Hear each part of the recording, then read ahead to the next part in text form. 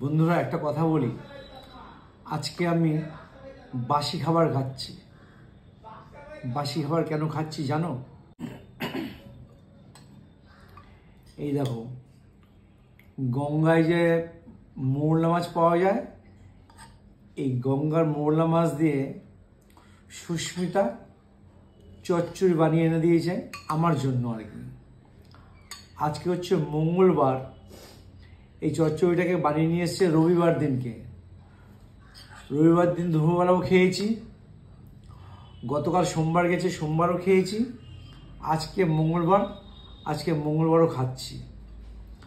মানে এই চচ্চড়িটা আমার কাছে এত স্বাদ লেগেছে, তা আমি সুস্মিতাকে বলেছিলাম তোমার হাতে চচ্চড়িটা আমি একদিন ভিডিওতে দেখেছিলাম, তাই আমি বলেছিলাম যে আমার চচ্চড়িটা দেখে খুব লোভ লেগেছিল।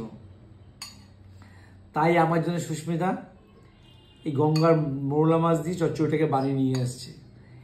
এই কারণে আমি বাসি খাচ্ছি। যদি এটা পচেও যেত, যদিও এখনো পচেনি, ফ্রিজে রেখে দিয়েছিলাম, পচাটাই আমি খেতাম আর কি। তা দেখো, নষ্ট হয়নি, এখনো ফ্রেশ আছে, এখনো রাখলে রাখা যাবে, তাই খেয়ে নিচ্ছি। আর ঠিক আছে, এই ভিডিওটা করার উদ্দেশ্য হচ্ছে এইটাই। সুস্মিতা মাকে আমার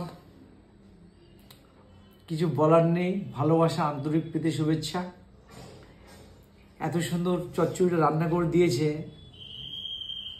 আমার ভীষণ ভালো লেগেছে।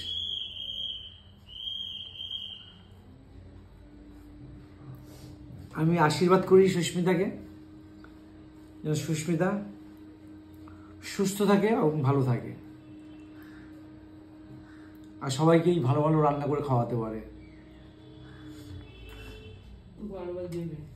ও এত স্বাদ, কি বলবো। তোমরা তো অনেকে কমেন্টস করবে, তাও কি বলছো যে বারবার এত স্বাদ হয়েছে, এত স্বাদ হয়েছে। বন্ধুরা, তোমাদেরকে যদি আমি খাওয়াতে পারতাম না, তাই সবচেয়ে বেশি খুশি আমি হতাম। এটার এত স্বাদটা তোমাদের মধ্যে ভাগ করতে পারতাম, কেন এরা আমি ভাগ করতে পারছি না। আমি এখানে বসে একা একা খাচ্ছি, তাই আর কি। যতবার খাবো ততবার আমাকে এটা বলতো এত স্বাদ। এখন যদি মাংসও দিত, মটনও দিত, আমি খেতাম না, এই চচ্চড়িটাই খেতাম, আর খাচ্ছি এখন। তাই এটা তোমাদের সাথে শেয়ার করলাম আর কি।